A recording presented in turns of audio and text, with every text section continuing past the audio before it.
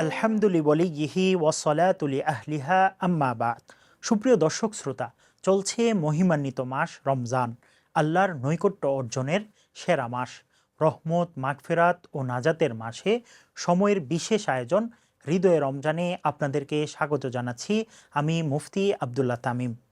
রমজান মাস জুড়ে প্রতিদিন ক্ষমা প্রার্থনার গুরুত্বপূর্ণ সময় ভোর রাতে আপনাদের সামনে হাজির হব। রহমতের দুয়ার খোলা মহিমান্বিত মাস রমজানে সময়ের মাসব্যাপী এই আয়োজনে সময়ের সঙ্গেই থাকবেন ইনশা আল্লাহ। সুপ্রিয় দর্শক শ্রোতা, মহিমান্বিত মাস রমজান ধৈর্য ধারণের মাস, কষ্ট সহিষ্ণুতা শেখায় এই মাস।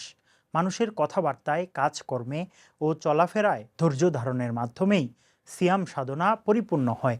রমজান মাসে রোজাদার ব্যক্তি কেবল আল্লাহর সন্তুষ্টি অর্জনের জন্য ধৈর্য ধারণ করে সব ধরনের পাপ কাজ, পানাহার ও ইন্দ্রিয় তৃপ্তি থেকে বিরত থাকেন। এটি সমবেদনা প্রকাশের মাস। এ মাসে মুমিন বান্দাদের রিজিক বাড়িয়ে দেয়া হয়। এ মাসে আল্লাহ তাআলা তার বান্দাদের কঠোর ত্যাগ, উদারতা, সততা, ধৈর্য ও সহনশীলতা প্রদর্শনের নির্দেশ দিয়েছেন। ধৈর্য ধারণের বিনিময়ে নির্ধারিত রয়েছে অতুলনীয় শান্তির আবাস, বেহেশত।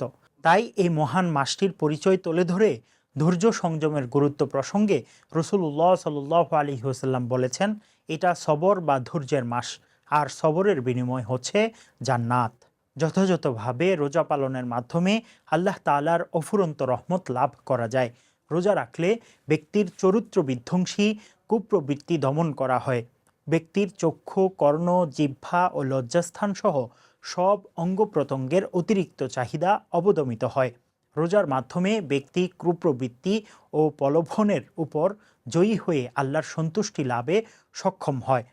অন্তরের যাবতীয় মলিনতা ও কুটিলতা দূর হয়।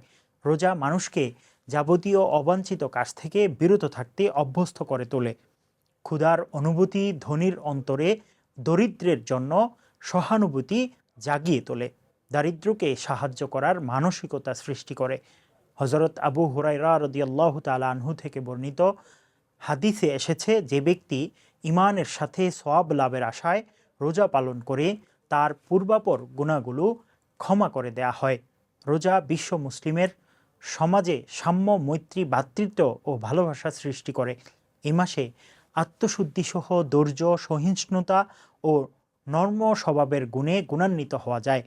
হাদিসে ইরশাদ হয়েছে, জান্নাতের 8টি দরজা রয়েছে, তার মধ্যে একটি দরজার নাম হচ্ছে রায়্যান। এটি দিয়ে একমাত্র রোজাদাররাই প্রবেশ করবেন। বৈজ্ঞানিক দৃষ্টিভঙ্গিতেও রোজার উপকারিতা রয়েছে। চিকিৎসা বিজ্ঞানীরা বলেছেন, নিয়ম মেনে রোজা পালন করলে রোজা বিভিন্ন রোগ জীবাণু ধ্বংস ও শারীরিক সুস্থতা আনয়ন করে। একই সঙ্গে মানসিক প্রশান্তি লাভের অন্যতম মাধ্যম এই রোজা। রোজাই মানুষকে আল্লাহ ও বান্দার অধিকার আদায়ে যোগ্য করে তোলে।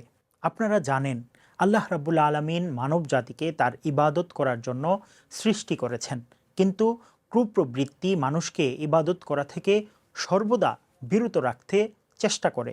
সুতরাং সহনশীলতার মাধ্যমে কুপ্রবৃত্তিগুলোকে দমন করে আল্লাহর ইবাদত সম্পন্ন করা উচিত, নতুবা মানব জীবনের উদ্দেশ্যই ব্যর্থ হবে।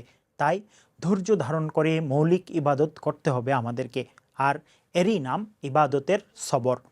নামাজ প্রতিষ্ঠায়, রোজা পালনে ও হজ আদায় করতে যথেষ্ট ধৈর্য ধারণ করতে হবে আমাদেরকে। ফরজ, সুন্নত, নফল, জুমা, তারাবি, তাহাজ্জুদ সহ বিভিন্ন নামাজে ধৈর্যের সঙ্গে দীর্ঘ সময় ব্যয় করতে হয়। রমজান মাসে সারাদিন পানাহার পরিত্যাগ করে অত্যন্ত ধৈর্যের সঙ্গে রোজা রাখতে হয়। এমনিভাবে প্রচুর অর্থ সম্পদ ব্যয় করে, শারীরিক ও মানসিক পরিশ্রম করে এবং যথেষ্ট সময় ব্যয় করে হজ সম্পাদন করতে হয়। প্রিয় দর্শক শ্রোতা, মাহে রমজান ধৈর্যের মাস। সারা দিন পানাহার বর্জন করে রোজা রাখতে কষ্ট হবেই। বিশেষত গরমের দিনে সেই কষ্ট আরও অধিক অনুভূত হয়। আল্লাহ তাআলার অগাধ ভালোবাসা ও সওয়াব লাভের আশায় অত্যন্ত ধৈর্যের সঙ্গে সেই কষ্ট সহ্য করতে হয়। মসজিদে দীর্ঘক্ষণ দাঁড়িয়ে খতমে তারাবি নামাজ আদায় করতে হয়। এক্ষেত্রে যথেষ্ট ধৈর্যের প্রয়োজন রয়েছে। হাফেজ সাহেব ধীর স্থিরভাবে পবিত্র কোরআন তেলাওয়াত করলে একটু অধিক সময় লাগে, আর দাঁড়িয়ে থাকতে বেশি কষ্ট হয়। কিন্তু সওয়াবের আশায় এই কষ্টও রোজাদারদের সহ্য করে। বস্তুত কষ্টের অনুপাতেই সওয়াব নির্ণীত হয়। দিনের কাজে কষ্ট যত বেশি হবে, সওয়াবও তত বেশি হবে। এই মাসে জীবনের সর্বক্ষেত্রে শরীয়তের বিধান পালনসহ ধৈর্য ও সহনশীলতার শিক্ষা গ্রহণ করতে হয়। অনেকেই মেজাজ কড়া থাকায় ধৈর্যচ্যুত হয়ে সামান্য কারণেই অন্যের সঙ্গে বাদানুবাদ ও ঝগড়া বিবাদে তারা লিপ্ত হয়। এটা সম্পূর্ণ অনুচিত। রসুল্লাহ সাল্লাল্লাহু আলাইহি ওয়াসাল্লাম ইরশাদ করেন, রোজার দিনে কেউ যেন অশ্লীল কথা না বলে আর শোরগোল না করে। তার সঙ্গে কেউ ঝগড়া বিবাদে লিপ্ত হলে সে যেন ধৈর্যের সঙ্গে বলে, আমি রোজাদার। ঈমান ও সৎকর্ম চালু রাখা এবং সত্য ন্যায়ের সংরক্ষণ ব্যক্তি ও সমাজের জন্য সবচেয়ে কঠিন কাজ। এই কঠিন কাজ সম্পাদনের জন্য যে ধৈর্য ও সহনশীলতা বা সবরের প্রয়োজন, তা মাহে রমজানের দীর্ঘ সিয়াম সাধনার মাধ্যমে অর্জন করা সম্ভব। আর এই সবর জান্নাতের পথ সুগম করে। যারা মাহে রমজানে সবর করেন, আল্লাহ তাআলা তাদের বেহেশতে দান করবেন। হাদিস শরীফে রোজাকে শরীরের জাকাত আখ্যায়িত করে বলা হয়েছে, রোজা ধৈর্যের অর্ধেক এবং ধৈর্যের প্রতিদান জান্নাত। রাসূলুল্লাহ সাল্লাল্লাহু আলাইহি ওয়াসাল্লাম বলেছেন, ধৈর্য জান্নাতের ভাণ্ডারসমূহের একটি ভাণ্ডার।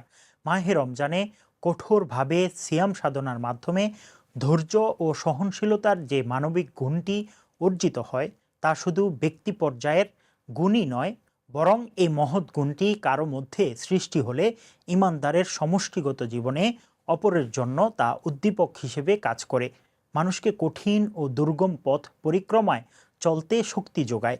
রোজা পালনের মাধ্যমে অর্জিত ধৈর্য ও সহনশীলতা ঈমান ও তার ন্যায্য দাবি প্রতিষ্ঠার সংগ্রাম সাধনায় প্রচুর নিয়ামক শক্তি সঞ্চার করে।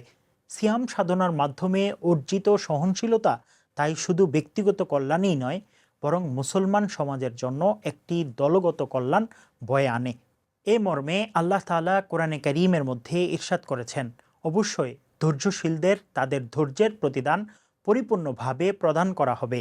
আল্লাহ আমাদেরকে পৃথিবীতে আপতিত সব ধরনের বিপদ আপদ থেকে হেফাজত করুন, আর সব ধরনের কষ্টে ধৈর্য ধারণ করার তৌফিক দান করুন। আমিন। মহিমান্বিত এই মাসে প্রতিদিন ভোর রাতে সময়ের বিশেষ আয়োজন হৃদয়ে রমজান দেখার আমন্ত্রণ জানিয়ে আজকের মতো বিদায় নিচ্ছি। আসসালামু আলাইকুম ওয়া রাহমাতুল্লাহি ওয়া বারাকাতুহু।